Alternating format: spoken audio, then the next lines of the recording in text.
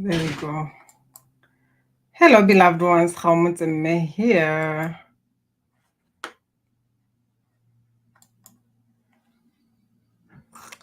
I don't know what's going on. I'm not live on LinkedIn. Hello, beloved ones. Sometimes I get frustrated with StreamYard. But anyway, the show goes on. I don't even know how to go around this, to be honest with you. How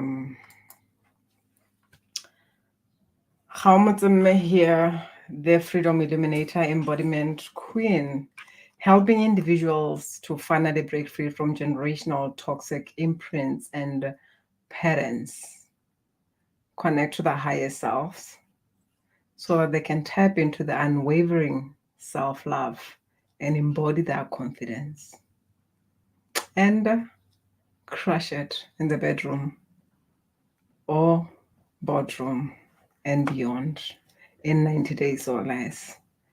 So today I'm here to talk to you about the magic behind your name. Because I'm big on breaking free from generational toxic imprints and patterns. And you may wonder, wow, how does that help you? And what does that even mean? And when you're talking about generational imprints and patterns, you have a name that you were given, and you were born into a family, both maternal and paternal, where you were given a name and you were born into those imprints, and you carried that with you. This is who you are. When you write, like your name is a big part of your identity. When someone asks you who you are, you share the name that you were given. So I'm just here to ask you about that name. What does your name mean? Who were you called after? Because some of us were called after some people. What was the inspiration around your name? What was the frequency? Most of all, I want to talk about the energy, because energy is an asset. It can work for you or against you if you are conscious. So I just wanted to bring that to your awareness, to say your name has a frequency. And even when you are having a business deal with somebody and you get to be paid, you get to share your name. Your certificates hold a certain frequency. And for us women, when we get married, we change names to use our husband's names. And what frequency are you buying into when you are married into that? And I'm talking about that going back to the acceptance, because most people struggle with self-acceptance. And the question is, when you were born, the energy actually even it starts with conception. When one of the parents or the mother talks to the father and say, hey, I'm pregnant, what is the response from your father? Is he excited? Or even your mom? Yes, actually, as women, we can also be like, I don't want to be pregnant. And immediately, just with that comes this rejection energy that you absorb, and you ferment in that energy as you are being nurtured in your mother's womb, or your mother is going through whatever that she's going through, and while she's busy fighting everyone and everyone else, then there is this frequency that is that you are marinating in. You are receiving all of that because you are in her womb.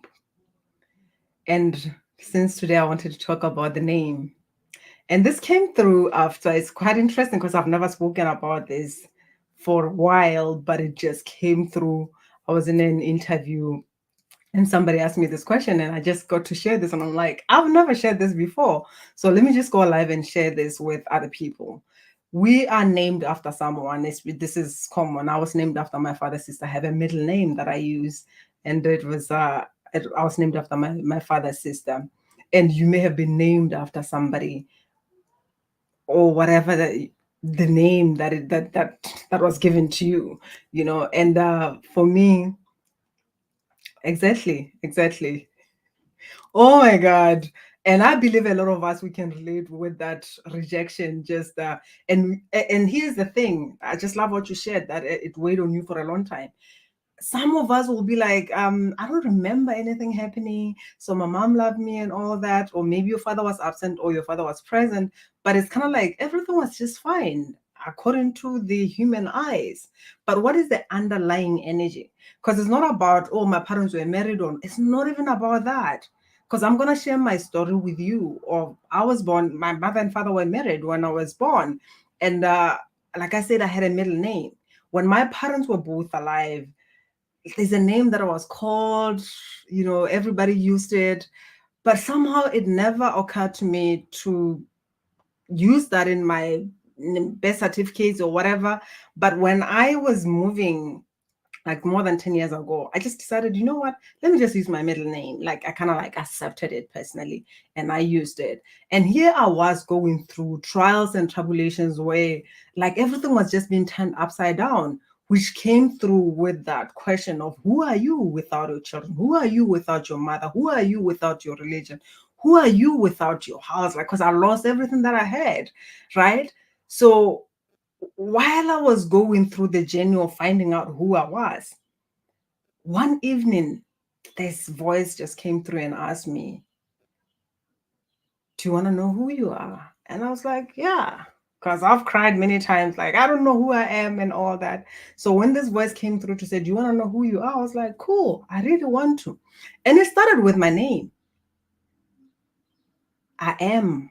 And I started wanting to say my name. I say the first name. When we go to the second name, I couldn't utter that second name. I couldn't. But while I'm trying to force it, it's kind of like a portal opened where I got to connect with different people, my father's family, how they felt even around me being given this name. And it was yucky. And they had a problem. And I believe most of you have the same or similar stories. We just have to talk about this. There was this energy of rejection towards my mom. And when I was named this, it was kind of like that woman who has this kind of background that we do not accept because somehow we are superior or whatever nonsense that exists in our families. So why would her child be named this? So there was that energy, from my paternal family. And here am I carrying that same name. Here am I carrying this name. And the energy here was like, who is she? It's got something to do with my mom. But at the end of the day, this is my blood relatives. So when I come in with this energy, when they say what they're saying, when they don't fully accept me, that's the energy that I got to marinate in. And this is the name that I get to write. Even when I'm talking about someone pay me, this was the name that was in the forefront. So you may struggle with self-acceptance, but here's the thing, it didn't start with you. Whatever problems, as much as we may say, yeah, that was what my mother dealt with. And I'm not saying go and fight your mother's battle. That's not your battle. What I'm saying is connect with the energy here and make a decision. Do I want to go ahead creating from this template of rejection, of abandonment? Because some of you, let's just call a thing a thing. You may not know your father because there was just that abandonment that you were born into. So we get to go to this and deal with that and remove all of this so that you can connect to your own blueprint. You deserve that. You deserve to own your magnificence. It doesn't matter whether they resisted you or not. I mean, it doesn't matter from the mind, it doesn't matter. And of course, from the soul, it doesn't matter because you are complete on your own and you came here to love yourself. You came here to embody who you are. But we get to deal with what is here.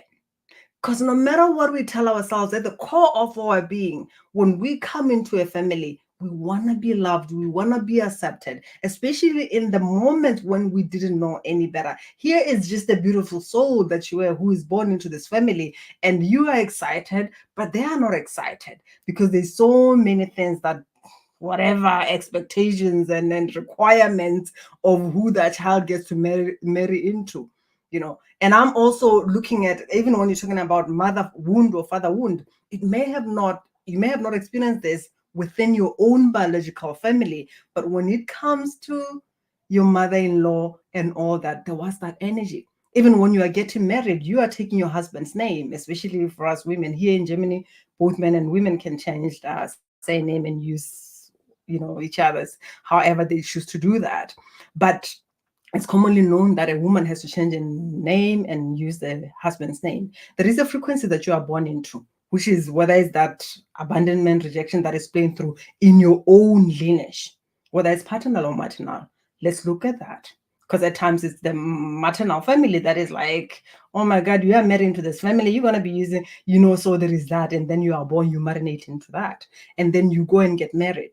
And it's kind of like, oh, she's marrying this girl who is what, not what, she's going to be using our name. There is all that energy that comes through, and still you absorb all this. And there's also a history in the family that you are born into, right? And this is the template that you get to create from, especially when you talk about your name. Your name is a big part of your identity. But here's the question: what frequency are you carrying? Even when you get to share that name, connect with it. Tell me what is coming through, because I've connected with different people. Some, it was just shame, that energy that was just coming through their names. This is why it's very important that you get to disconnect and fully claim your freedom of individuality, starting with your name. This is why healing is vital. Oh my God. Yeah, I just love what you shared here. And as mothers, we know, right? At times it could be the situation that the mother is going through, and it's kind of like, I don't want to have that child. And at that moment, you being conceived, like you shared here, praying and asking for you to be removed. This is what you feel in. This is what you get to be born in. And you felt like, I don't fit, I'm not accepted, I don't even know who I am, that loss, that confusion. So I just love what you shared, Khan. It's very important, and a lot of people can relate with this. The question is, are we willing to face it? As I said, we can either face ourselves so that we can have a name, a voice, and an identity, and a name that is in alignment with the frequency that you want for you, Hi, Violet. Exactly. So I just love what you all shared, and I just came here to share that with you, to say you need to start reciting your name to yourself. How does it feel? Even when you write it down, how does it feel? Even when people call your name, how does it feel? Because you also can tell that the frequency in there is not in alignment as the person that you're showing up as, because this may be the underlying reason why your things don't really get to connect. You work hard, you do this, and when you think you're taking 2 steps forward, then something happens that takes you back. So this may be at the core of you not accepting yourself, and you think it's about you, but it's got nothing to do with you. It's got something to do with the energy that you were carried in when you were in the womb. And we get to do this. And you may be the mother, you know how you felt when you carried your children, you know what you went through when you were pregnant, because we go through these things, and at times when we are there, just because of the disparity, we don't know any better, we do things without knowing what we are sharing with our children at that moment. And it's our responsibility to heal. It's our responsibility to choose what we get to align with. So I just wanted to show up here and share this with you, because it's very important. And if you feel it may help other people, share it with them. And if you feel called and you're like, how I'm ready to align with my unique soul signature blueprint, to align with my unique relationship blueprint, to align with my spiritual blueprint, to align with my wealth blueprint, to align with my mental and emotional well-being blueprint, not for you to continue creating from what you were carried on, what has been passed into you. You don't deserve that, right? So if you want to do that, I'm going to drop a link here below.